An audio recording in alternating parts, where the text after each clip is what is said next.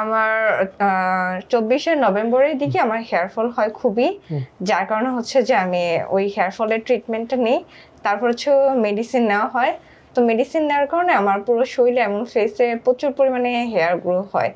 দেন হচ্ছে যে আমি এটার জন্য অন্য এক জায়গায় আমি হচ্ছে যে এই লেজার ট্রিটমেন্ট নিই। 2টা সেশন নেওয়া হয়েছিল, বাট ওইটা নেওয়ার পরে হচ্ছে আমার আরো ফেসে আর কি হেয়ার গ্রো হয়েছে বেশি করে। তো আপনাদের এখানে একটা নিছি 25শে নভেম্বরের দিকে। তো আলহামদুলিল্লাহ একটা সেশন নেওয়ার পরে আমার এখনো আর কি আরেকটা সেশন এখন পর্যন্ত নেওয়ার প্রয়োজন হয়নি আর কি, ওইরকম হেয়ার গ্রো হয়নি। আসসালামু আলাইকুম প্রিয় দর্শক, সরাসরি লাইভ যিনি ট্রিটমেন্ট নেছেন বক্তব্যটা বোঝা যাচ্ছে কিনা। যেটা বললেন যে হেয়ার ফল হচ্ছে, হেয়ার ফলের কারণে উনি এক জায়গায় যায় ট্রিটমেন্ট নেছেন। ট্রিটমেন্ট নেওয়ার পরিণতিতে কী হয়েছে, মুখে হেয়ার গ্রো হয়েছে, অর্থাৎ অবাঞ্ছিত লোম হয়েছে। লোম হওয়ার পরে স্বাভাবিকভাবে অবাঞ্ছিত লোম হওয়ার পরে উনি ছুটে বেড়াইছেন যে লেজার কোথায় ভালো পাওয়া যায়। উনি এক জায়গাতে নিছেন, 2টা সেশন নিয়েছেন, নেওয়ার পরেও কমে নাই, উপরন্ত বাড়ছে। বাড়ার পরে বিভিন্ন জায়গা দেখে শশীতে আসছেন। শশীতে আসার পরে একটা লেজার নেওয়ার পরে ওনার চুল আর গ্রো হয় নাই যে দ্বিতীয় সেশন লাগবে, তাই না? তাহলে মনে করেন কি যে আপনি যে ইয়ে করছিলেন, যে অন্য জায়গায় 2টা নিছিলেন, 2টা কি লেজার নিছিলেন না অন্য কিছু? হ্যাঁ, লেজারই নেওয়া হয়েছিল। আচ্ছা, লেজার নিয়ে অন্য জায়গায় রেজাল্ট হলো না, তখন শশীতে কিভাবে আসলেন? আমার বোনকে আমি বলেছি যে আমি নিতে চাচ্ছি, এরকম তো অনেক হয়ে গেছে, এটা তো খুবই মানে মারাত্মক পর্যায়ে, আরো না নিলে হবে। তো ও রিসার্চ করে আপনাদের হচ্ছে পেজটা পেয়েছে, তারপরে হচ্ছে আমাকে সাজেস্ট করছে, দেন আসছে। দেন একটা সেশনেই আপনি সন্তুষ্ট? জি আলহামদুলিল্লাহ। আল্লাহর কাছে লাখো কোটি শুকরিয়া। আমরা যেটা বলে থাকি এই যে অবাঞ্ছিত লোম কেন হয়, অবাঞ্ছিত লোম হওয়ার অনেকগুলি কারণ আছে। একটি কারণ কিন্তু বলে আমরা কাছে মেডিসিন, কিছু মেডিসিন আছে তার সাইড ইফেক্ট হিসাবে হয়। হরমোন ইমব্যালেন্স হলে হয়, পিসিওএস হলে হয়, এন্ড্রোজেন হরমোন বেশি হলে হয়, কর্টিসল হরমোন বেশি হলে হয়। এনার ক্ষেত্রে ওষুধের পরিণতিতে হয়েছে, কারণ লাইফস্টাইল পোর হলে হয়। সবার ক্ষেত্রে সমান না, এনার ক্ষেত্রে ওষুধের পরিণতিতে এইটা হয়েছে। হওয়ার পরে স্বাভাবিকভাবে উনি ছুটে বেরিয়েছেন বিভিন্ন জায়গায় যখন রেজাল্ট হয় নাই, তখন ওনার বোনকে বলছেন যে খারাপ লাগে। তাহলে আপনার মুখে যখন এরকম লোম হলো, তখন কি অন্য জায়গায় যাইতেন কিভাবে? মুখ ঢাকে নাকি অ্যাভয়েড করার চিন্তা করতেন? না না, আমি এভাবেই যেতাম, ওপেনলি যেতাম। তো সেভাবেই ট্রিটমেন্ট নেওয়া হয়েছে আর কি। না, যখন আপনি চুল পড়া পরে মুখে অবাঞ্ছিত লোম হলো, তখন অন্য জায়গায় যাওয়া আসা বা কিভাবে ইয়ে করতেন? আমি নর্মাল ভাবেই গিয়েছি, হাইড করার কিছু নেই, আমি এভাবেই গিয়েছি। Very good. এটা আসলে কি, এটা এক ধরনের সমস্যা, কাজে এটা এনে কি বোল্ডনেস আছে, সাহস আছে, না আমার ঠিক আছে হয়েছে আমি গেছি।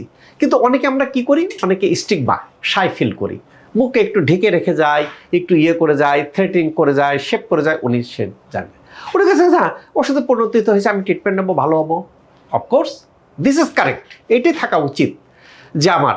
তো এই জাতীয় যখন হয়, সাধারণত অবাঞ্ছিত লোম হয়ে যাওয়ার পদ্ধতিতে এখানে ট্রিটমেন্টের অনেক রকম মেথড আছে। উনি যেটা বললেন যে অন্য জায়গায় ট্রিটমেন্ট নিয়ে চুল অবাঞ্ছিত লোম শহরের দূর হয় নাই, উপরন্ত বাড়ছে। এটা আসলে এই অবাঞ্ছিত লোম দূর হবে কিভাবে? দূর হওয়ার কেন্দ্র মক্ষম স্থান হলো আমাদের এপিডার্মিসের মধ্যে যে হেয়ার ফলিকল আছে, সেই হেয়ার ফলিকলটাকে ডিস্ট্রয় করতে হবে। হেয়ার ফলিকলটা ডিস্ট্রয় হয় কিভাবে? গবেষণায় দেখা গেছে যে অনেক ধরনের লেজার এখানে ব্যবহার করা হয়।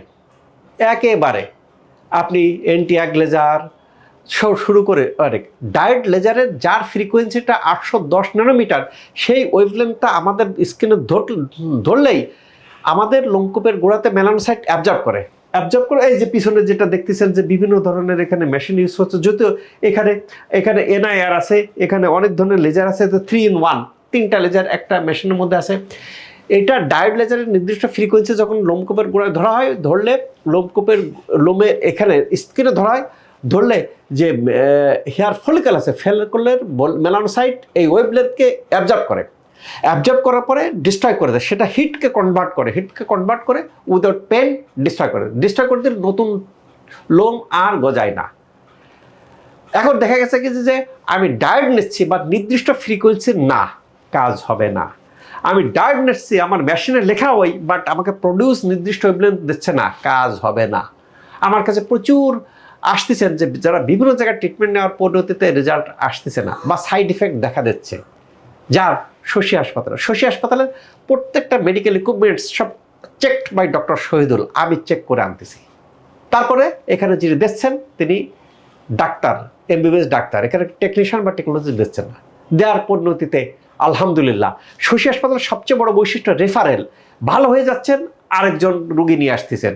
সেখানে কিন্তু শশীতে রুগীর খুব সংখ্যা অনেক বেশি। তাহলে মনে করেন যে আপনি সন্তুষ্ট, তাহলে কি আপনি এটা আপনার ফ্রেন্ড সার্কেলে যার এরকম অসুবিধা হয় তাকে শশীতে রিফার করবেন না? ইনশাআল্লাহ, অবশ্যই।